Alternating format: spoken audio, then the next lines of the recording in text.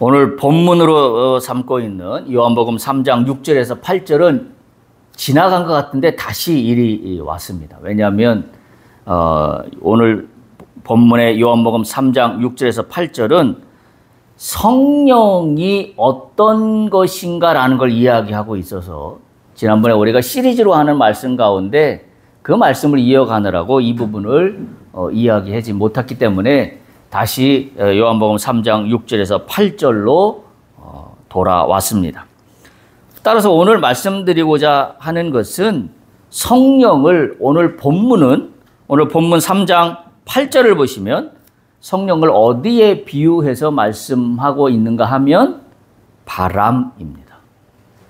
예수님은 오늘 성령을 바람에 비유하여서 말씀하고 있습니다.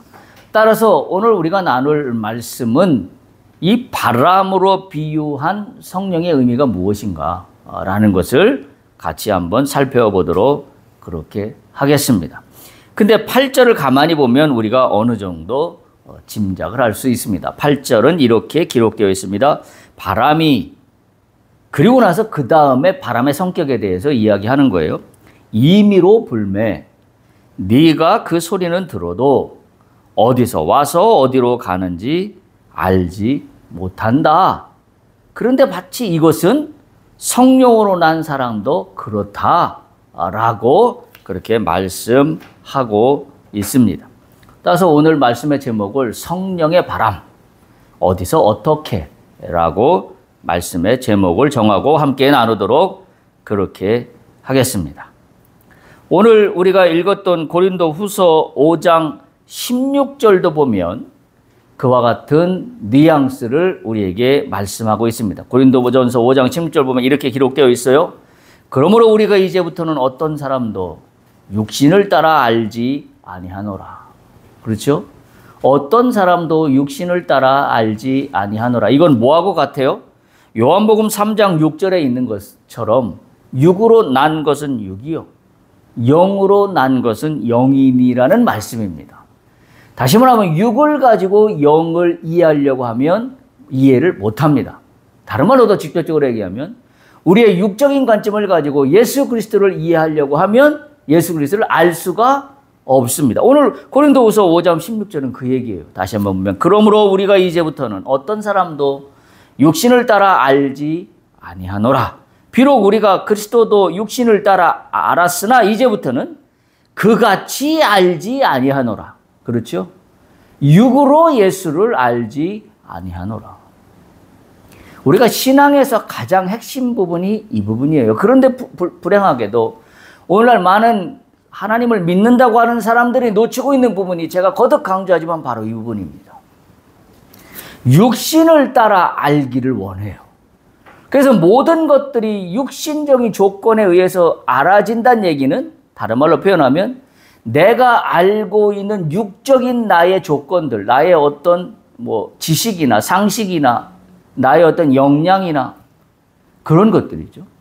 그런 것들을 통하여 신앙생활을 이해하려고 그러고 해석하려고 그러고 그리고 하나님을 이해하려고 그러고 해석하려고 합니다.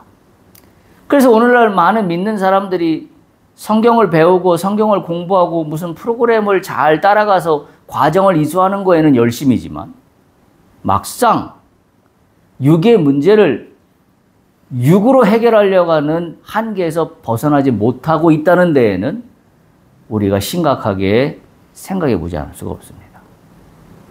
즉 다른 말로 하면 육으로는 열심이지만 성령으로 하나님을 알려고 하는 거에는 그만큼 열심이지 못합니다.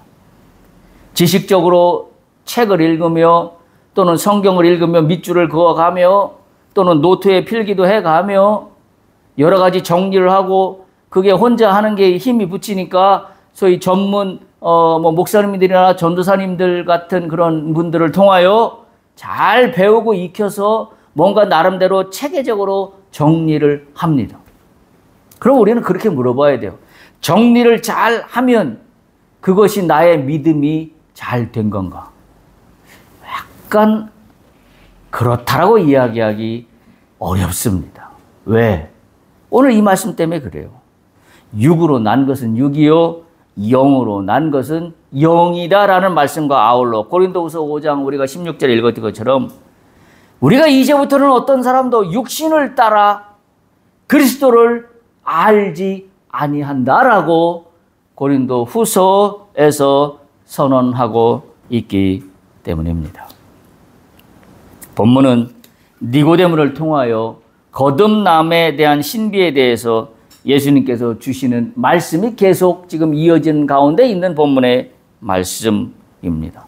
우리가 알다시피 유대 지도자였던 니고데모는 예수님이 거듭나야 한다라는 말씀을 전혀 이해하지 못했습니다. 더군다나 예수님께서 6절 육으로 난 것은 육이요 영으로 난 것은 영이다라고 하는 말씀을 전혀 이해할 수 없었습니다. 왜냐하면 그는 성경을 잘 아는 사람이었기에 율법을 잘 아는 사람이었기에 그것이 곧 신앙의 전부라고 판단했었을 겁니다. 그런데 이 말씀을 뭐란 말입니까? 아마 니고데모는 뒤통수를 한 대 얻어맞은 것 같은 충격에 아마 휩싸였을 겁니다. 다른 말로 표현하면 단순한 종교 개혁이나 인간적인 노력으로는 하나님 나라에 들어갈 수 없다라는 선언입니다. 그게 오늘 이 니고데모와의 대화 속에서 예수님께서 하시고 있는 말씀의 맥락입니다. 다른 말로 표현하면 하나님 나라에 들어가는 사람은 오직 성령으로 새롭게 태어나야 되는 사람입니다. 그것은 오늘 고린도후서 우리가 5장 16절에 읽었던 말씀의 맥락으로 다시 한번 이해해야 합니다. 그러므로 우리가 이제부터는 어떤 사람도 육신을 따라 알지 아니하노라. 비록 우리가 그리스도도 육신을 따라 알았으나 이제부터는 그같이 알지 아니하노라. 참으로 위대한 말씀이 아닐 수가 없습니다. 성령으로 새롭게 태어나는 것만이 참된 생명의 시작이라는 것을 우리는 깨달을 수 있습니다. 오늘 6절의 말씀으로부터 오늘 이 바람이라고 비유하고 있는 예수님의 말씀을 성령에 비유한 말씀을 6절부터 연결해서 살펴봐야 됩니다. 8절만 딱 떼어내서는 바람의 의미를 제대로 이해하지 못합니다. 6절 육으로 난 것은 육이란 말은 단순히 사람의 몸을 의미하는 육이라는 개념이 아닙니다. 오히려 보다 더 신학적으로는 여기서 육으로 난 것은 육이라는 말의 뜻은 타락한 인간의 본성입니다. 그리고 세속적인 인간의 존재 상태를 가리킨 말이 육이에요. 다시 말하면 세속적인 존재 안에 있는 상태에서 예수님을 알 수 없다는 이야기입니다. 성령은 더더욱 알 수 없다는 이야기예요. 그래서 이 육은 타락한 인간의 본성을 표현하고 있는 그런 영적인 의미를 담고 있습니다. 그러니 죄의 본성 안에 있는 육에 갇혀 있는 인간이라면 당연히 그 사람은 하나님 나라를 볼 수가 없습니다. 인간적인 노력과 어떤 도덕이나 율법을 잘 지킨다 하더라도 이 한계를 절대 넘어설 수 없습니다. 이미 누차 말씀드린 것처럼 인간은 죄례에 있고 하나님은 거룩하신데 죄로 가득한 본성이 존재가 거룩한 존재 앞으로 나갈 수가 없습니다. 바로 그래서 이 육의 한계를 우리는 깨달아야 되는 겁니다. 인간의 한계입니다. 이 인간의 육적인 한계 속에 갇혀 있는 한 인간은 어떤 수를 다 동원한다 할지라도 이 육적인 한계를 벗어날 방법이 없습니다. 우리는 그것을 영적으로 신앙적으로 잘 깨우쳐야 합니다. 우리가 아무리 육적으로 노력을 다하고 바르게 살려고 하고 도덕적으로 흠이 없도록 살려고 한다고 우리 인간의 존재가 하나님의 거룩하심 앞으로 나아갈 수 있는 게 아니라는 거예요. 그래서 이런 부분이 세상에서 많은 다른 종교나 또는 사람들이 어떻게 착하면 되는 거 아니야, 성실히 살면 되는 거 아니야라고 이야기하는 것과는 차원이 다른 이야기입니다. 우리의 본질이 바뀌어야 되는 거죠. 우리의 본질이 바뀌는 문제가 기독교입니다. 우리의 본질을 바꾸기 위해서 오신 분이 예수 그리스도시요. 그리고 우리의 본질이 바뀌도록 도와주시는 보혜사 성령, 바로 그분이신 것입니다. 바로 이 한계를 벗어나야 된다는 그와 같은 관점을 이해해야 합니다. 또한 그 다음에 바로 이어지는 말씀이 영으로 난 것은 영이다 그랬어요. 한마디로 성령의 역사를 표현하는데 이것은 전혀 새로운 생명입니다. 육이 아니라 전혀 새로운 생명이에요. 하나님의 생명을 소유한 겁니다. 다시 말하면 성령으로 나면 죄로 있던 우리의 육적인 존재가 변화됩니다. 바로 하나님의 생명으로 변화돼요. 그러면 우리는 어떻게 돼요? 하나님 앞으로 나갈 수 있게 되는 겁니다. 그렇게 해야만 예수 그리스도를 이해할 수 있게 된다는 말입니다. 이것이 유일하게 인간의 육적인 한계를 벗어날 수 있는 유일한 길입니다. 우리가 만약에 육적인 한계에만 갇혀 있다 그러면 인간에게는 희망이 없습니다. 왜? 아무리 노력하고 발버둥 쳐도 변화될 수 있는 방법이 없기 때문입니다. 여기서 변화는 윤리적, 도덕적으로 뭔가 사람이 착하고 성실하게 변화된 변화만을 의미하지 않습니다. 보다 본질적인 변화를 이야기합니다. 다시 말하면 뭐예요? 죄에 있던 우리의 존재 자체가 하나님의 생명으로 거듭나는 거예요. 완전히 존재, 신분이 변화되는 것을 이야기하고 있는 겁니다. 그래서 이 성령의 역사로 말미암아 거듭난 사람은 육의 한계를 벗어날 수 있는 유일한 길을 알게 되고 그 길을 통하여 새로운 생명을 부여받게 됩니다. 따라서 이는 단순한 육적인 개선도 아니고 단순한 도덕적인 개선도 아니고 본질적인 변화입니다. 할렐루야. 우리는 거기에 우리의 신앙에 초점을 둬야 돼요. 나의 존재의 본질적인 변화. 나의 존재의 본질적인 변화는 성령으로 거듭나야만 변화됩니다. 우리가 그것을 분명히 깨달아야 돼요. 오늘날 많은 믿는 사람들의 신앙의 오류는 여기에서 옵니다. 따라서 우리가 신앙생활을 한다고 할 때 많은 시간을 성령의 임재에 초점을 두고 신앙생활을 하기보다는 그 나머지 것들에 훨씬 많은 시간과 노력을 투자하고 신앙생활을 영위합니다. 어찌 보면 우리가 균형을 잃어버리고 있는 신앙생활이라고도 볼 수가 있습니다.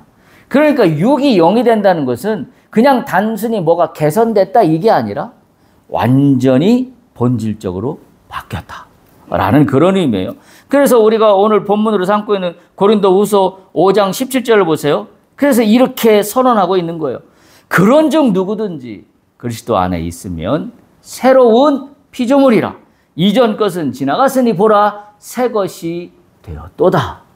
이렇게 선언할 수 있는 것은 육에 갇혀있던 우리의 존재가 성령으로 거듭남으로 말미암아 영적인 하나님의 생명이 있는 존재로 바뀌었기 때문에 그 신분의 변화를 오늘 이 말씀은 우리에게 하고 있는 거예요. 완전히 전혀 다른 생명입니다. 전적으로 성령께서 주시는 은혜의 사건, 이것이 한마디로 뭐예요? 그리스도 안에 있는 새로운 피조물입니다. 따라서 7절로 보세요. 요한복음 3장 7절에 보면 예수님께서 그렇게 말씀하세요. 내가 거듭나야 하겠다는 말을 놀랍게 여기지 말라. 이제 이 말이 이해가 될 겁니다. 그저 거듭나서 성령으로 충만하라는 말을 놀랍게 여기지 말라라고 해서 피상적으로 그 말을 들을 게 아니라 거듭나야 하겠다 하는 말을 놀랍게 여기지 말라는 얘기는 반드시 거듭나야 하리라는 이야기예요. 왜 반드시 거듭나야 되는가는 지금 제가 앞에서 설명드린 그와 같은 이유 때문입니다. 이건 오늘 7절에서 말씀하고 있는 네가 거듭나야 하겠다라는 예수님의 선언적인 말씀은 단순한 권유가 아닙니다. 절대적인 필요함입니다. 네가 하나님 나라를 보고 하나님을 이해하고 나를 이해하고 하나님의 세계를 네가 앞으로 바라보고 산다고 한다면 반드시 필수적으로 절대적으로 너는 성령으로 거듭나야 한다라는 그런 강력한 의미가 여기에 담겨 있습니다. 따라서 이 거듭난다는 것은 바로 성령의 역사를 의미하는 건데 오늘 8절로 이어지면서 그 성령은 바람과 같다라고 하면서 그 말씀을 예수님께서 주시고 있습니다. 오늘 성경에 보면 오늘은 바람으로 표현하고 있지만 성령을 성경은 여러 가지 형태로 표현하죠. 그중에 대표적인 것은 불, 그 다음에 물, 또 바람, 이와 같은 것들로 성령을 설명하는 성경의 여러 구조들이 있습니다. 그 대표적인 것이 사도행전 2장 1절에서 4절 오순절 다락방에서 나타났던 성령의 역사가 여기에 대부분 다 나타나 있습니다. 사도행전 2장 1절에서 4절을 보면 이렇게 기록되어 있어요. 오순절 날에 이미 이름에 그들이 다 같이 한 곳에 모였더니 호련히 하늘로부터 급하고 강한 바람 같은 소리가 나와 있는데 그들이 앉은 온 집에 그 바람 같은 소리가 가득했다. 그리고 3절 이렇게 표현하여 마치 불의 혀처럼 갈라지는 것들이 그들에게 보여 각 사람 위에 하나씩 임했다. 4절 그들이 다 성령의 충만함을 받고 성령이 말하게 하심을 따라 다른 언어들로 말하기를 시작했다라고 사도행전 2장 1절에서 4절 오순절 마가의 다락방의 사건을 생생히 묘사하고 있습니다. 불입니다. 불의 혀처럼 갈라지는 그와 같은 성령의 역사입니다. 엘리야의 불의 역사도 이와 같은 것이죠. 그 이단의 이 종교의 다른 종교의 그 제사장들을 다 죽일 때 바로 불이 그들을 모두 불살랐던 것을 우리는 기억합니다. 성령은 이처럼 강력하게 불로 역사하여서 완전히 이 불로 말미암아 새로운 생명으로 존재가 바뀝니다. 이 일 때문에 여러분 다 아시는 바와 같이 베드로의 인생은 완전히 바뀌었잖아요. 그저 쫓아다녔던 예수의 제자라고 여겨졌던 베드로는 이제는 완전한 예수의 전달자가 되는 신분으로 바뀝니다. 바로 불의 혀처럼 임하는 성령의 역사가 베드로의 존재를 완전히 다른 사람으로 바꾸어 놓았던 것을 우리는 이미 잘 알고 있습니다. 또한 성령은 물같이 임하실 때도 있습니다. 이 물은 정결함을 의미합니다. 물로 말미암아 정결케 하세요. 따라서 물같이 흐르는 성령의 역사로 말미암아 회개가 터집니다. 그래서 회개를 통하여 우리는 다시 한번 정결케 됩니다. 우리는 그 성령의 뜨거움을 물의 역사를 우리는 경험했던 것들이 다 있습니다. 그리고 오늘 본문에서 얘기하는 것처럼 바람처럼 임하십니다. 이 성령의 바람이 불면 세상이 뒤집어져요. 성령의 바람이 불면 예수의 물결로 가득 찹니다. 온 기운이 가득 찹니다. 왜? 바람은 못 가는 곳이 없잖아요. 속속들이 다 스며드는 게 바람입니다. 불은 불길이 미치는 데만, 물은 물길이 닿은 곳에만 였지만 바람은 어느 곳이든지 소리도 없이 스며듭니다. 흔적도 없이 형태도 없이 스며드는 게 바람입니다. 한마디로 교회적으로 얘기하면 부흥의 역사는 바로 이 성령의 바람이 불 때 일어납니다. 우리도 우리의 사업과 우리가 하는 일들과 우리가 꿈꾸는 것들이 한번 바람이 불어야 돼요. 어떤 바람? 성령의 바람. 할렐루야. 우리의 교회 가운데에도, 우리의 인간사의 모든 세상 가운데, 특별히 우리의 가정 가운데에도 성령의 바람이 불기를 축복합니다. 성령의 바람이 불면 역사가 일어납니다. 예수의 물결이 일어납니다. 내 사업이 예수의 물결이 일어나는 사업으로 바뀝니다. 내 인생이 예수의 물결이 일어나는 인생으로 바뀝니다. 그런 사람들이 수두룩하잖아요. 수두룩합니다.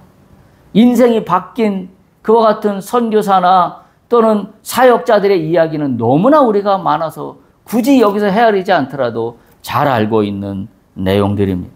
한마디로 부흥의 역사입니다. 바람은 부흥의 역사예요. 할렐루야. 여러분, 가장 대표적인 바람이 언제 분 바람이죠? 이스라엘 백성들이 애굽에서 탈출하여서 가나안 가는 길에 홍해가 갈라질 때. 홍해가 어떻게 갈라졌나요? 성경에 보면 동남풍이 불어왔습니다. 아주 강력한 바람이 불어와서 홍해를 쩍 하고 갈라 놓았습니다. 홍해를 쩍 하고 갈라 놓은 것은 이스라엘 백성들에게 보면 부흥의 역사의 시작입니다. 이스라엘 백성들은 그렇지 않았으면 뒤에서 쫓아오는 애국 군대로 말미암아 바다에다 수장당하는 일촉즉발의 백척간도 안에 서 있었던 이스라엘 백성들입니다. 그런데 바람이 부는 역사로 말미암아 홍해가 갈라져 이스라엘의 부흥의 역사는 그로부터 시작되었습니다. 할렐루야. 이 바람의 부흥의 역사가 여러분의 가정과 여러분의 하는 일들에 임하기를 축복합니다. 성령의 바람이 불어야 돼요. 우리가 오늘부터 그렇게 기도할 수 있길 바랍니다. 성령의 바람이 내 인생 가운데 불기를 소망합니다.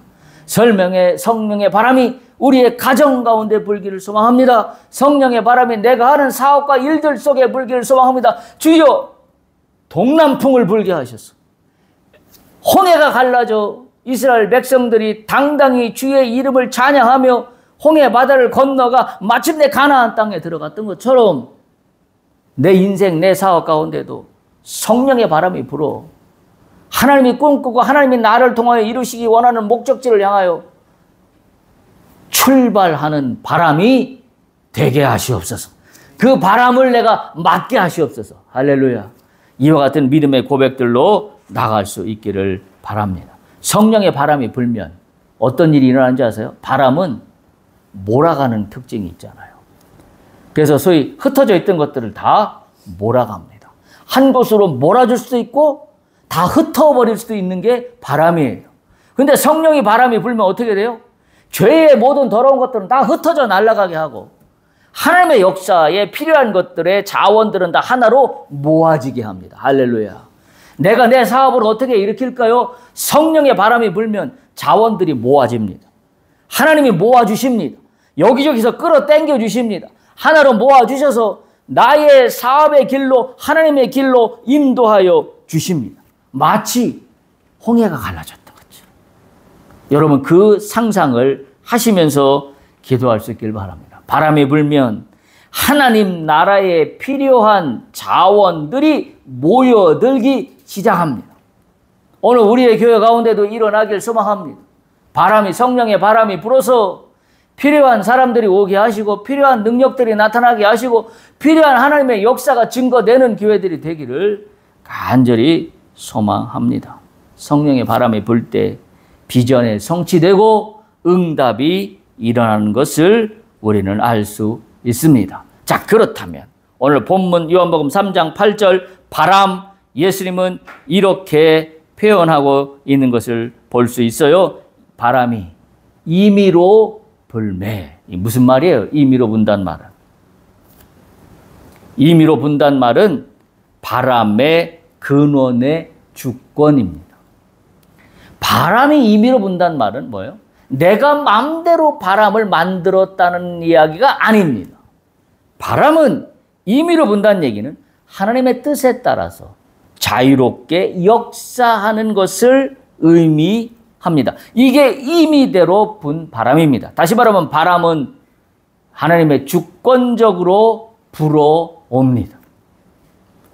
이스라엘 백성들의 홍해를 갈랐던 동남풍도 하나님이 주권적으로 불어주신, 그래서 보내주신 바람입니다. 그 바람이 홍해를 갈랐습니다. 오늘 본문에서 말하는 바람은 이와 같은 겁니다. 한마디로 뭐예요? 주권적 바람입니다. 주권적인 바람입니다. 그래서 이 주권적인 바람으로 말미암아 성령의 역사가 새롭게 쓰여집니다. 이건 다른 말로 표현하면 인간의 계산이나 인간의 의지나 인간의 통제로 이 바람이 불어온다라는 게 아닌 겁니다. 따라서 우리는 성령을 소망하게 된 이유가 여기에 있는 거예요. 우리의 신앙생활에 초점을 둬야 되는 게 여기에 있는 거예요. 내가 노력한 만큼 바람이 불어온다 그러면 누구나 다 하겠죠.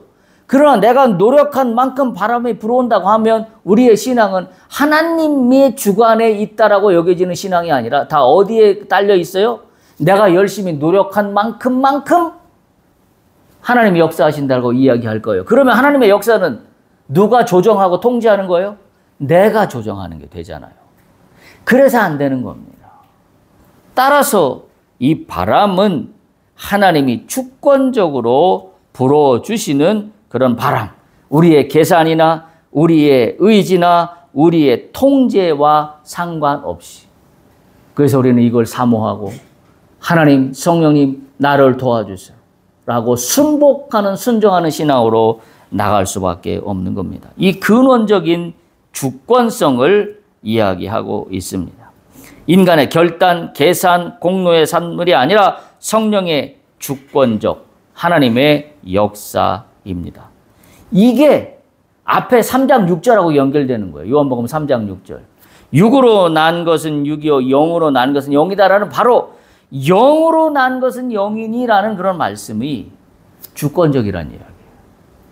내가 무엇을 의지적으로 내가 통제할 수 있다는 의미가 아닙니다. 니고데모의 신앙이 바로 여기에 있었던 거죠. 자기가 통제할 수 있는 영역 안에서의 최선을 다한 게 니고데모였을 겁니다. 왜? 율법을 열심히 공부하고 또 율법대로 살아내려고 열심히 애를 썼던 게 율법 학자들의 공통된 특징이기 때문입니다. 그러나 우리가 잘 알다시피 성경에 보면 예수님은 그들을 향하여 외식하는 자, 예수님은 그들을 향하여 비난을, 저주를 하셨습니다. 왜? 네가 주관이 되는, 네가 하나님이 되는, 네가 하나님인 너는 신앙을 네 스스로 만들고 있다라고 질책하시는 예수님의 모습인 반면에 예수님이 칭찬하셨던 그 율법학자처럼 대단하지 않은 많은 사람들의 모습의 공통점은 단 하나예요. 나는 죄인입니다. 난 아무것도 할 수 없습니다. 주님이 하셔야 난 할 수 있습니다. 그거밖에는 이야기한 게 없어요. 우리가 잘 알다시피 누가복음 18장에 있던 한 과부의 이야기도 그런 이야기예요. 네. 바리새인은 나는 저 사람과 같이 아니하여서 나는 뭐 하루에 3번씩 기도하고 뭐하고 성경도 읽고 구제도 하고 뭐 11조도 하고 다 했다고 이야기할 때 나는 죄인으로서이다. 여러분 잘 아는 베드로가 물고기를 잡으러 갈릴리 바다에 그물을 내리쳤나 고기를 잡지 못합니다. 그때 예수께서 깊은 데로 내려가 그물을 내려라 라고 할 때 베드로는 순종하여서 깊은 데로 가서 그물을 내립니다. 그때 뭐예요? 고기가 만선이 됩니다. 배에 싣고도 모자랄 정도로 고기를 많이 잡습니다. 그때 베드로가 비로소 고백합니다. 주여, 나는 죄인이로소이다. 나는 당신 앞에 설 자격이 없사오니 나로부터 빨리 떠나시옵소서 라고 고백합니다. 그때 주님의 역사가 일어나는 거예요. 성령의 바람이 분다는 것은 이와 같은 하나님의 주권적인 역사함 안에 있는 건데 니고데모는 그와 같은 역사를 모르고 있는 거지요. 온전히 육으로 난 것은 육으로 하나님 나라를 이해할 수 있다고 생각하고 있는 오류를 범하고 있는 겁니다. 두 번째, 성령의 바람은 보이지 않지만 알게 됩니다. 여러분, 바람에 나오는 이 바람의 특성은 뭐가 있냐면 바람은 주권적으로 불지만 바람은 어디로 와서 어디로 가는지 알지 못한다 그랬어요. 오늘 요한복음 3장 8절에 보면 그 소리는 들어도 어디로 와서 어디로 가는지 알지 못한다. 그런데 성령으로 난 사람은 다 그러하다라는 이중적인 표현을 예수님이 말씀하고 있는 것인데요. 바로 이거를 통하여 뭘 말씀하고 있냐면 결과는 알 수 있습니다. 어떻게 알 수 있어요? 성령을 받은 사람은 결과가 달라집니다. 왜? 변화가 일어났으니까. 새로운 존재로 거듭났으니까. 베드로가 그랬고 바울이 그랬고 모든 성경에 있는 인물들이 다 그러했습니다. 바람의 소리는 들어도 출처와 목적지를 완전히 알 수는 없습니다. 왜? 바람은 보이지 않기 때문입니다. 근데 바람은 흔적을 남깁니다. 그게 결과예요. 성령의 바람으로 새롭게 거듭난 사람은 그 인생의 흔적이 달라집니다. 그 인생의 흔적이 새로워진다라는 말씀입니다. 성령은 흔적을 남깁니다. 바람이 불면 나뭇잎이 흔들리고 파도가 일듯이 성령이 임하시면 그 사람의 삶에서 반드시 변화의 흔적이 나타납니다. 사업이 달라집니다. 사람과의 관계가 달라집니다. 말과 행동이 달라집니다. 하나님을 바라보는 시선이 달라집니다. 세상을 바라보는 시선이 달라집니다. 그래서 이렇게 되는 거죠. 예수님이 마태복음 5장에서 말씀하시던 것처럼 너희는 세상의 소금이라. 너희는 세상의 빛이라. 비로소 그렇게 되는 겁니다. 비로소 그렇게 되는 겁니다. 우리가 결과가 달라지고 나타난다는 이야기를 우리는 성령의 열매 9가지로 우리는 설명할 수 있어요. 갈라디아서 5장 22절, 23절 우리가 잘 아는 성령의 열매 9가지가 거론되고 있지요. 오직 성령의 열매는 사랑과 희락과 화평과 오래 참음과 자비와 양선과 충성과 온유와 절제. 이 9가지가 성령의 열매입니다. 내가 성령의 바람을 받은지 어떻게 알 수 있습니까? 이거로 알 수 있어요. 성령의 열매 9가지가 내 이 삶 가운데, 내 인생 가운데, 내 사업 가운데 나타나고 있는가. 다시 말하면 사랑과 희락과 화평과 오래 참음과 자비와 양성과 충성과 온유와 절제. 이 9가지 열매가 내 인생 가운데 나타나고 있다면 나는 성령의 바람을 받은 사람입니다. 그런 이 9가지 열매가 나타나지 않고 있다면 나는 성령을 받지 못한 사람이라고도 이야기할 수 있습니다. 왜? 성령은 눈에 보이지는 않지만 결과로 이야기해주고 있기 때문입니다. 한마디로 변화된 삶입니다. 세 번째 또한 이 바람은 어떤 거냐면, 어떤 의미를 갖고 있냐면 인간의 한계를 뛰어넘는 신비라는 이야기가 오늘 요한복음 3장 8절 바람에 비유한 성령의 의미를 예수님이 말씀하고 있는 것입니다. 2개의 의문사로 말씀합니다. 어디서 어디로라는 거죠. 어디서 와서 어디로 가는지 알 수 없다라고 이야기하고 있는 바로 그 2개의 의문사입니다. 근원과 목적지 그 모든 것들은 다 뭐예요? 인간의 영역 너머에 있다. 너의 영역의 한계 안에 있는 게 아니라 네 영역 밖에 있다. 그 밖은 어디예요? 하나님 영역입니다. 하나님의 세계 안에 있는 것이다. 다시 말하면 성령의 역사는 인간의 모든 한계를 뛰어넘는 신비의 역사이다라는 겁니다. 니고데모가 가지고 있는 한계예요. 니고데모는 이 신비의 영역을 알지 못했습니다. 그는 행위로서만 그의 신앙을 증명해 왔을 뿐입니다.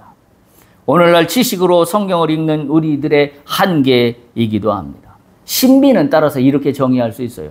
오늘날 사람들이 볼 때는 신비는 불합리한 거라고 이야기할 수 있습니다. 그러나 우리의 믿는 사람들의 관점에서 신비는 불합리한 것이 아니라 초합리입니다. 인간의 영역을 벗어나 있는, 인간이 이해할 수 없는 초합리가 신비입니다. 불합리한 것이 아니라는 것을 우리는 분명히 이 말씀 속에서 깨달을 수 있습니다. 인간은 이해할 수 없지만 하나님으로 보면 지극히 당연하고 자연스러운 하나님의 섭리가 바로 이 신비, 성령의 바람입니다. 로마서 8장 14절에서 16절도 이렇게 이야기하고 있어요. 무릇 하나님의 영으로 인도함을 받는 사람은 곧 하나님의 아들이라. 다시 한번, 하나님의 영으로 인도함을 받는 사람은 하나님의 아들이다. 로마서 8장 14절이에요. 15절, 너희는 다시 무서워하는 종의 영을 받지 아니하고 양자의 영을 받았으므로 아빠, 아버지라고 부른다. 성령의 영으로 받은 사람만 하나님을 아버지라고 부르게 됩니다. 16절, 성령이 친히 우리의 영과 더불어 우리가 하나님의 자녀인 것을 증언하신다. 로마서 8장 14절에서 16절은 그러니 성령으로 거듭나지 않고서는 아빠, 아버지라 부를 수도 없을 뿐만 아니라 하나님의 세계가 무엇인지도 전혀 알 수가 없고, 그 하나님의 세계가 나의 이 땅 가운데서의 나의 지극히 모순되고 불합리한 나의 인생의 삶 속에도 하나님의 섭리가 역사할 수 있다는 이야기예요. 그런 면에서 우리가 성령으로 거듭나야 한다는 말은 오늘 예수님께서 하신 말씀 것처럼 너희가 반드시 성령으로 거듭나야 하리라, 이 말씀으로 우리가 이해해야 합니다. 따라서 오늘 본문은 6장 6과 0이 다른 것이다라는 말씀으로부터 그러니 반드시 거듭나야 하겠다라는 7절의 말씀과 아울러 8절, 거듭나면 이것은 바람과 같은 것이니 어떤 일들이 일어나는가 하는 거에 대해서 오늘 예수님은 6절, 3장 6절, 7절, 8절을 통하여 존재론적인 면에서 필연적인 7절의 설명으로 그리고 그것이 어떤 현상으로 나타나는지 8절 바람으로 이어서 설명하고 있습니다. 바람으로 번역한 헬라어는 푸뉴마라고 합니다. 푸뉴마인데 이 푸뉴마는 바람으로 번역이 되지만 또 다른 번역으로는 영이라고도 번역이 되고 숨이라고도 번역이 되는 단어가 푸뉴마라는 단어입니다. 바로 바람은 성령을 직접적으로 의미하고 있다. 이렇게 이야기할 수 있습니다. 육으로 난 것은 육이라는 것은 자력 종교의 한계를 이야기하는 거예요. 마치 니고데모와 같이. 스스로 뭔가를 만들어서 내가 종교인이 다 되었다라고 여기는 거죠. 그걸 자력 종교입니다. 다른 말로 표현하면 율법적, 행위론적 종교입니다. 행위를 통하여 뭔가 이루어졌다고 하는 건 육이에요. 우리가 아무리 신앙생활을 한다 하더라도 우리가 행위적으로 간다는 것은 육으로 난 육에 국한할 뿐입니다. 그러나 우리가 그것을 벗어나 하나님 세계를 보는 영의 세계로 거듭나기 위해서는 성령으로 거듭나야 됩니다. 그때만이 나의 자력 종교의 한계를 벗어나게 된다는 사실입니다. 오늘 말씀을 정리해보면 성령의 근원과 결과, 성령의 근원은 다 하나님의 주권적이라는 거죠. 바람이 어디서 와서 어디로 가는지 전혀 알 수 없습니다. 따라서 나의 노력과 나의 계산과 나의 의지가 아니라 우리는 그저 무릎을 꿇고 주여 성령이시여 나에게 오시옵소서. 나에게 성령의 바람이 불기를 간절히 소망합니다. 성령의 바람이 불면 내 인생이 완전히 뒤집어집니다. 바뀝니다. 사업이 바뀝니다. 하나님 나를 도와주옵소서. 내가 성령을 사모합니다. 순종하는 믿음으로 나가야 합니다. 성령의 근원이 주권적이 될 때 우리가 그것을 이해할 때 우리의 신앙은 어디에 근거를 두어야 하는가라는 것을 분명히 깨달을 수 있게 됩니다. 이스라엘 백성들은 영에서 난 것은 영인데 하나님은 이스라엘 백성들이 영으로 거듭나기를 늘 소망했지만 그렇지 못했어요. 왜냐하면 이스라엘 백성들 광야에서 보여준 것은 늘 불기둥과 구름 기둥으로 하나님의 역사하심을 보여줬음에도 불구하고 그들은 뭐예요? 자력 종교의 한계를 벗어나지 못했어요. 그래서 늘 불기둥과 구름 기둥의 성령의 역사를 보면서도 불구하고 그들은 그 근원에 순종하지 못했어요. 그게 이스라엘 백성들의 한계예요. 그래서 육으로 난 게 영으로 난 사람으로 바뀌기를 하나님은 원하셔서 그 영으로 된 사람을 가나안 땅에 들어가서 하나님 나라를 펼쳐 보이는 것이 하나님이 갖고 있는 계획이었었는데 이스라엘 백성들은 광야 길을 가는 내내 육으로 난 것은 육이오에만 갇혀 있었어요. 영으로 트랜스퍼하지를 못했습니다. 바로 그 모습을 광야 40년은 우리에게 알려주고 있는 겁니다. 따라서 문제는 우리가 이렇게 잘 인식해야 돼요. 우리가 신앙을 얘기할 때 신앙을 가지고 있다, 신앙을 가지고 있지 않다라고 이야기하는 게 핵심이 아닙니다. 신앙을 가지고 있다, 가지고 있지 못하다라는 이야기의 뒷면을 뒤집어 보면 이렇게 이해할 수 있어요. 신앙을 가지고 있으면 잘 되는 것이고 신앙을 가지고 있지 않으면 잘못된 것이다라는 논리인데 이 논리가 이제 앞으로는 아닙니다. 우리의 논리는 어떻게 돼요? 신앙이 있으면 없으면의 논리가 아니라 우리는 바로 육의 수준에 머물러 있나 영의 수준에 머물러 있나라는 걸로 말을 바꿔야 합니다. 나의 신앙은 육으로 난 것에 한정되어 있나 아니면 나의 신앙은 그것으로부터 벗어나 영의 세계를 바라보고 있는가. 그렇게 바뀌어야 합니다. 우리가 영의 세계를 바라보는 신앙으로 바뀌지 않는 한 나의 신앙의 현주소는 자력 종교, 니고데모와 같이 바리새인과 같이 율법 학자들과 같이 그저 나의 계산과 의지만 가지면 무언가 그 행위를 통하여 하나님 나라를 이해할 수 있다는 착각 속에 빠지게 된다는 거죠. 우리의 믿음의 근거를 감정의 기복이 아니라 말씀의 청종과 변화의 소리, 성령의 열매에 두어야 합니다. 이론적으로 신앙생활을 하기보다는 성령의 소리에 귀를 기울이고 그대로 순종하는 영적인 태도가 필요합니다. 따라서 우리의 기도가 이렇게 바뀌어야 합니다. 성령이시여, 당신의 뜻대로 내게 불어오시옵소서. 성령의 바람이여, 내게 불어오시옵소서. 내가 고대하나이다. 할렐루야. 기도하시겠습니다. 성령님이시여 당신의 뜻대로 성령의 바람이 내 삶에 불어오기를 소망합니다. 나의 길을 지배하기보다도 당신의 바람에 나를 싣기를 소망합니다. 내가 주관하여서 바람을 조정하는 게 아니라 하나님의 뜻 가운데 내게 불어오시는 바람에 내가 올라타기를 소망합니다. 순종하기를 소망합니다. 성령의 바람이시여 내게 불어오시옵소서. 내가 이 믿음으로 나갑니다. 주여 나를 붙잡아 주옵소서.